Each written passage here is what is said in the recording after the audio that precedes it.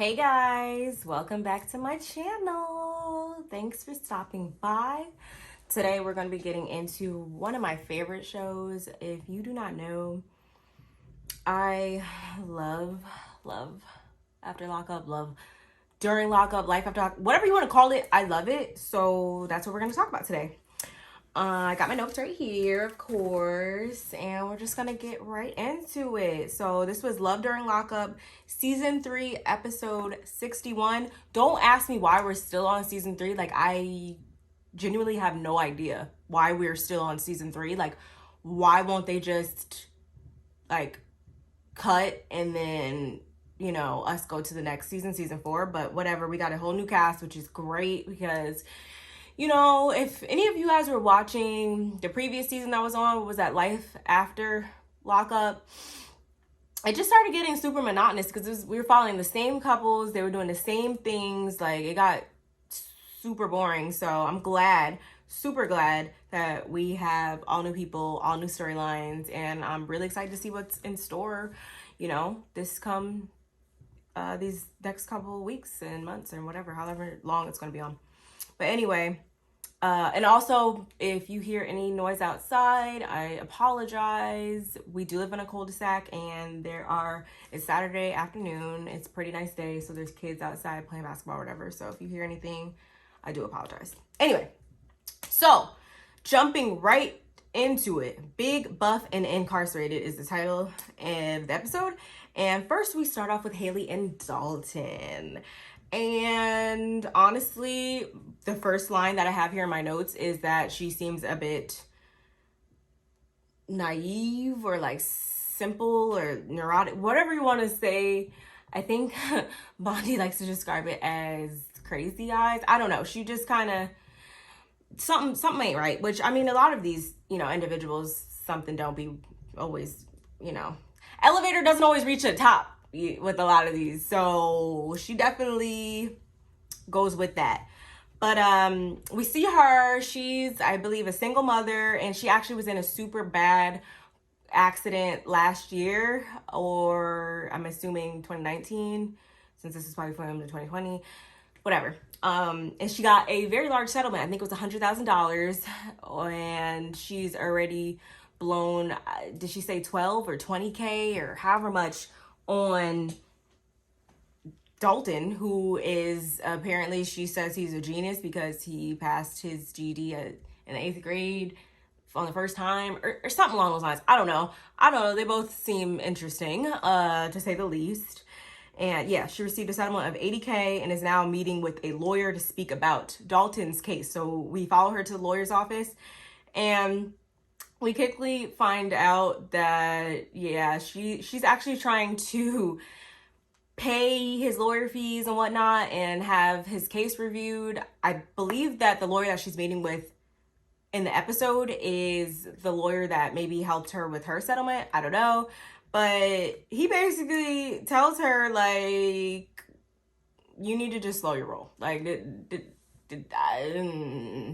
he doesn't see it for the situation, and I'm pretty sure neither of us do as well. We'll see where that goes. And she even, I have in my notes, it says that she said something along the lines of, money doesn't matter to me. So there's also that, but whatever. Next couple we get is Gabby and Chris. And what I thought was so interesting about this is that Gabby's literally from 10 minutes from where I grew up. Like, wild, right? But anyway, I accidentally didn't write down like any of the reasons why any of these individuals' charges or anything, why they're in jail, but I'll get that next week, whatever. But when we introduced to Gabby, she, on the surface, I want to say she seemed like, a good girl, whatever. She seemed pretty level-headed at first glance, but then we quickly realized that she's off her rocker too. So Chris also got a settlement, and this was unfortunately because he was beaten up pretty badly when he was in prison, and that resulted in him receiving a settlement of, I believe, over 150 grand or 100 grand or however much, which, okay. And it says in my notes that he sent her 5,000, but I want to say I thought it was more than that. I thought it was like 20 or 10 or something, whatever. He sent her a large sum of money, which she further goes on to explain that she actually used this money to buy herself a new BMW, pay off some credit card debt, buy some furniture, do all these things. And I'm just like, kudos to you, because this is probably the first case that we see an inmate is actually sending money and funding the lifestyle of the individual that's on the outside. So that's cool. That's great. That's, whatever, we're good. However, oh, he sent her 60K. I don't know why I says in my notes he sent her 5K. I don't know what that was about, but he sent her 60K, so that's even more. And y'all, my dang camera died or turned off. I don't even know, but it wasn't recording, so I gotta re-record the last 3 couples. So anyway, we were introduced to Max and Tara, I don't know, next, and he likes to keep himself very well put together. There's nothing wrong with that. I always appreciate a man, a woman, a person, whoever, that takes much pride in their personal hygiene. So that's fine. He has his whole skincare, his whole just routine. It's good. It's cool. It's cool. Whatever. He almost reminds me of a white version of myself, because I'd be keeping all my stuff together. And I literally have in my notes, it says possession of meth or doing meth. I guess she was booked on possession of meth. I don't know, but when you see a couple of those pictures, it was, oh, she's doing better. That's to say the least. But anyway, so we see them. He used to be, like a little chunky little kid, probably not like the most popular, not super cool or anything like that. So we see how he's blossomed. He's confident in his own skin. He's a fitness model now, I think, and they've been talking for however long, I don't know, because I didn't write it down. But we see that they're going to be doing their first video chat, because apparently it was something about saying he was a catfish and he was saying she was catfish, whatever. It's all catfish talk. They're about to sit down, video chat. He gets all, dappered down, but she doesn't ever come on. And I felt bad for him. And, he was visibly upset, because he almost at one point, when he shuts the computer off after 15, 30, however many minutes, he kind of almost tripped up the stairs a little bit. But so I feel bad. So I guess we'll see what's in store for them. I have a hard time. I'm calling catfish on her, maybe. We'll see. We'll see if I'm right. But anyway, next we're introduced to Indy and Murphy. And yeah, she's elevator top, she right around here. But she's a single mom. She has a daughter that lives with her. Youngest daughter lives with her, and then her oldest daughter lives with her dad. But we see that she's meeting up with a spiritual advisor that her therapist recommended her to go see, which I was like, okay, interesting. And the spiritual advisor, when she goes inside, she basically tells her that they're gonna end up in Ohio or something, which is where he's locked up at. So maybe when he gets out, he won't be able to leave the state or something. I don't know. So maybe that's why she's gonna have to move there, or that's why she's seeing. I don't know. And I don't think there's anything wrong with spiritual advisors or psychics or what have you. However, I do find something to be wrong with anybody that seeks out guidance for them on how to navigate through their relationship with someone that they've never met. So you're telling me your motivation for this relationship and your faith relies on what this person says is apparently in store for you, and you're going to then from there, if it's something that's in your favor and that you agree with, then you're going to put your eggs all into one basket and move off of that strength. Well, I guess that's what people do when they're spiritually married. Yeah, She's spiritually married, she says. And I do recall when I got married that I was given this, piece of paper, marriage certificate, whatever has our names, all that. So they give those, marriage certificates for spiritual marriages. So could someone write that in the comments below? I'm genuinely wondering at this point, but whatever. It is what it is. And she takes that information that she got from the spiritual advisor. She tells her sister. Her sister's not here for it, of course. They meet up at the park, whatever, do. And her sister, is kind of messing with her and saying like, oh, can't wait for you to tell mom or whatever. She'll just be so, happy to hear this or whatever.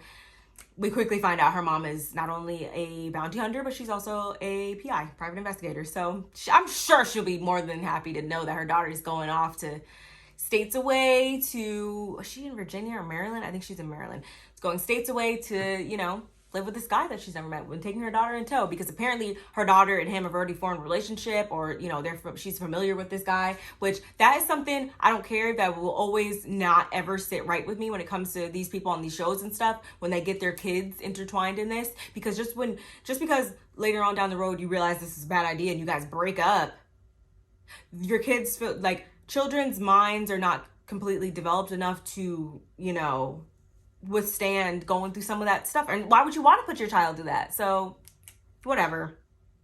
A mess. Anyway, so after that, we get into, so she meets up with her family. They have a family game night that they do every week or whatever. Uncle, sister, brother, cousin, whatever. Mom walks in. She shares the news with her mom. Her mom's not happy. Of course, she doesn't see it for it. She not with it. Like, she's just, nah. And of course, then Indy gets upset by the reaction that she's getting from her mom after sharing this news. And she goes upstairs. She's upset. He calls. He consoles her, whatever. And, that's kind of where we have it with them. So we'll see what happens. The spiritual advisor, I think, also said something along the lines of he's supposed to be getting out in the next 4 weeks or whatever. So we shall see. But I just don't have high hopes for that. And then finally we get to the final couple, Ty, I don't remember, and Hottie. We didn't even get his government name, but whatever. He's a local rapper. She's a mortician, which I thought was pretty cool. You don't always see morticians, at least I don't, with people with that type of profession every day. I thought that was pretty cool. But she clearly doesn't work at a mortuary that is super busy if she has time to talk to, and keep up with and keep track of and have a vision board tracking at least 30 plus inmates, because that's all she dates. So yeah, anyway, but whatever. And she's exclusively her number 2 guys right now are Hottie, and I forget what the other guy's name is. And we actually see her talking to Hottie on the phone whilst her second phone is ringing. And then she proceeds to go on, lying, whatever, saying whatever, talking about some, oh, noodles is burning. Oh, blah, blah, blah. Going back and forth, who has enough, I don't have enough energy, time, or, want to do that. So whatever, more power to you. But I really hope she's not one sending money to all these men. And then also, what type of example is she setting for her children?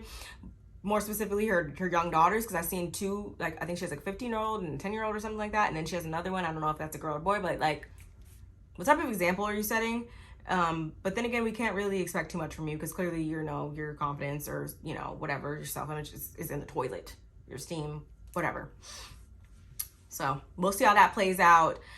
And it's also revealed that this is all derived from her how she is with men is derived from how, how she is with the relationship between her and her dad.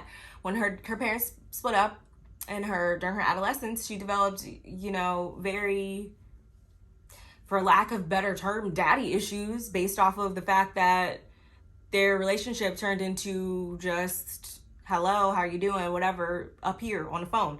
So I could see, how that can affect you negatively, but she got a therapy, that's all I can recommend her to do, because clearly she needs to snap up out of that, because this is not cute. This is not cute at all. And I honestly just hope that this one especially was just for TV, that she just wanted to be on TV, because this cannot be real life. No, can't be. I guess she's just gonna marry whoever gets out first. I don't know. It almost reminded me like of Lacey, but I won't go as far as to say that. But yeah, and then she actually gets mad at Hottie later on, because we see that someone's been calling her from a blocked number for the past couple weeks, and we find out that it's Hottie's girl. It's Hottie's girl. And it's like, she got attitude, but it's like, okay, so you got all this time to talk to all these dudes, but you get mad and don't understand how they have time to do the same thing. We'll see. She was pissed. We'll see how that plays out, though, because I believe in the upcoming highlights we see that she gets into physical altercation, perhaps with this young lady. I'm assuming she gets into a physical altercation with Hottie's girl. And so we'll see, because, you know, I'm still here for the mess at the end of the day. Like, it's crazy. Like, it's crazy, but at the same time, I'm still here for it, obviously. But anyway, that was pretty much it, you guys. It was definitely a good way, I want to say, to start off this new season, this new segment of Life After Lockup, whatever, Love During Lockup. I definitely will see you guys next week, and that's where we'll be introduced probably to the other half of the cast. That's usually how they do it. They break up half one week, half the next week. So interesting to see how their storylines unfold and whatnot. But please like, comment, subscribe, and I'll see you on the next one. Thanks. Bye.